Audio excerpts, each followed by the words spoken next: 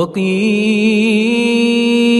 للذين اتقوا ماذا أنزل ربكم قالوا خيرا للذين أحسنوا في هذه الدنيا حسنة ولدار الآخرة خير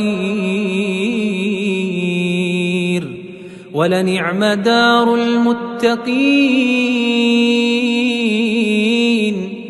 جنات عدن يدخلونها تجري من تحتها الأنهار لهم فيها ما يشاءون